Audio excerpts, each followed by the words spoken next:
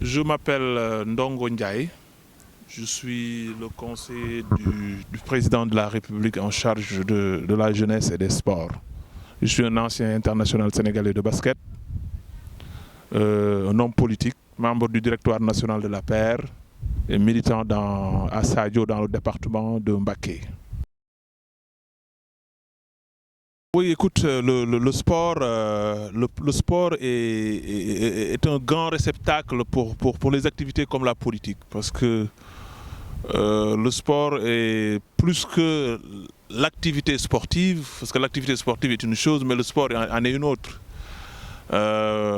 Pour être un bon sportif, il faut d'abord avoir les valeurs du sport, connaître l'humilité, le travail, la ténacité, et tout ça, c'est des valeurs qu'il faut implanter aussi dans la société. Donc je pense que la transition a été très facile.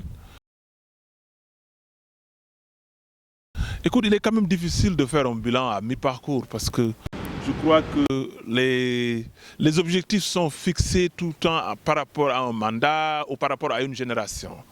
Le président Macky Sall, bien sûr, projette sa politique pour la prochaine génération, c'est-à-dire pas vraiment pour son mandat seulement, mais pour la prochaine génération. Et c'est pourquoi il a le plan Sénégal émergent à destination 2035. Mais aujourd'hui, ce qu'on peut dire, c'est qu'il y a de réels développements. Aujourd'hui, il y a au moins ce qu'on appelle, on peut envisager une autosuffisance alimentaire sous peu. C'est-à-dire que nous étions dans une agriculture qui produisait en riz presque 400 000 tonnes. Maintenant, nous sommes à 950 000, presque 1 million de tonnes. Et nous aspirons à avoir une autosuffisance en riz dans les environs 2017 ou 2018-2019. Donc, vraiment, il y a de l'aspiration dans le secteur primaire. Il y a des développements dans la pêche, dans l'agriculture, dans l'élevage. Nous aspirons à avoir suffisamment de moutons pour ne plus en commander durant la tabaski. Tout cela montre qu'il y a des pas qui sont posés. Pour Jonia, qui est un jeune Sénégalais, un jeune d'origine sénégalaise qui est naturalisé américain et qui est revenu au Sénégal pour dire ce qu'il pense, pour faire des observations. Ça c'est important, c'est bon.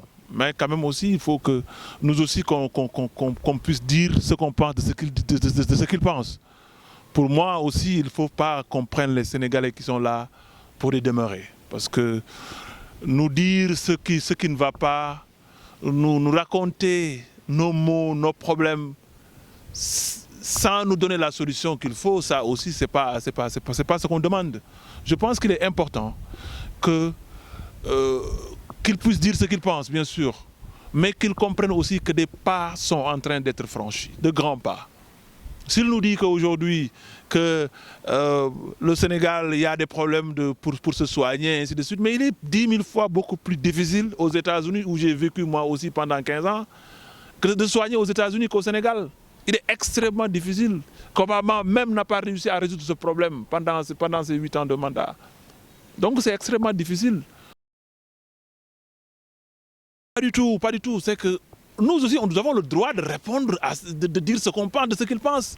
Il dit qu'il a le droit de dire ce qu'il pense. Nous aussi, nous avons le droit de dire ce que nous pensons de ce qu'il pense. Ce qu'il pense, c'est vrai que vraiment, mais on ne peut pas l'ignorer, on ne va pas nous taire qu'ils disent toutes les ignoritudes. Son projet Light in Africa, il faut que les Sénégalais aussi sachent que ce n'est pas un projet social. Il n'offre pas l'électricité aux Sénégalais. Ça, c'est important que les Sénégalais le sachent. Mayuñu courant. Écoute, qui n'ose rien à rien, hein. Moi je suis un libre d'esprit. Moi je suis de ces jeunes pas ultra optimistes, mais des jeunes qui croient au challenge, aux grands défis. Moi je crois que nous jeunes d'Afrique, nous devons maintenant pousser notre réflexion pour dire que qu'est-ce qui nous différencie des autres et pourquoi ne pouvons-nous pas aspirer aux grandes choses. Aujourd'hui, la chose la plus luxurieuse, l'expression même de la qualité de notre vie, de notre arrivée à l'émergence, ne peut se mesurer que par les grands événements. notre capacité d'organiser un grand événement mondial montrerait à la face du monde que nous sommes un grand peuple. Un peuple capable de relever les grands défis. Et c'est pour cette raison que je me suis dit que, écoute, pourquoi pas les Jeux Olympiques de 2036 ? 2036, si dans 20 ans, 2036 c'est dans 20 ans, si dans 20 ans, on ne peut pas aspirer à faire de Dakar une ville capable d'abriter les Jeux Olympiques, ça veut dire qu'on n'est pas suffisamment optimiste.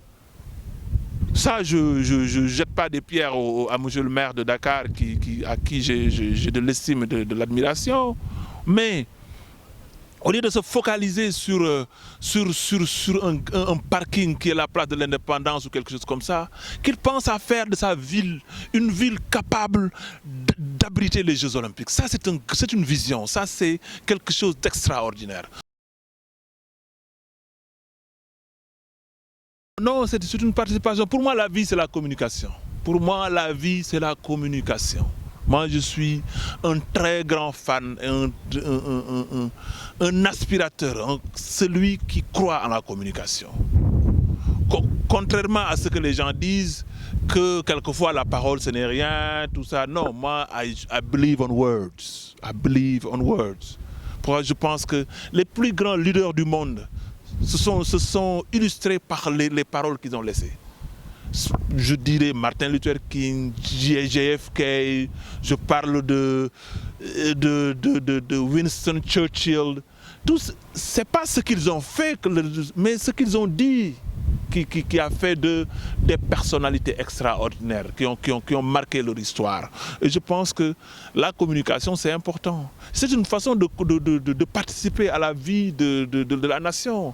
Il y a d'autres moyens que d'utiliser les nouvelles techniques de communication qui sont là et qui nous permettent de passer un message à la seconde à non seulement toute la jeunesse sénégalaise, à toute la population sénégalaise, mais à la population du monde et à la population de toute la diaspora. Je suis sur Facebook officiel, Ndongo Ndiaye officiel. Je suis sur Twitter et j'ai aussi mon blog visible dans ma page officielle, Ndongo Ndiaye officiel sur Facebook.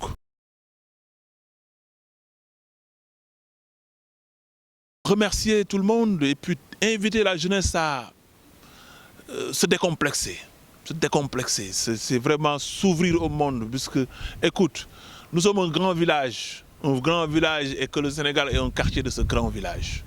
Et que nous tous, nous avons le devoir d'aspirer à tout ce qu'on veut. Pour moi, l'impossible, ça n'existe pas. Il faut tout simplement avoir un projet dans sa tête et filer vers le projet-là, le mettre en œuvre et le réaliser. C'est tout simplement ma philosophie et que j'invite tous les Sénégalais, toute la jeunesse sénégalaise en particulier, à vraiment avoir foi en elle-même et à pousser vers un développement qui est notre développement d'abord avant d'être le développement du reste de la population sénégalaise.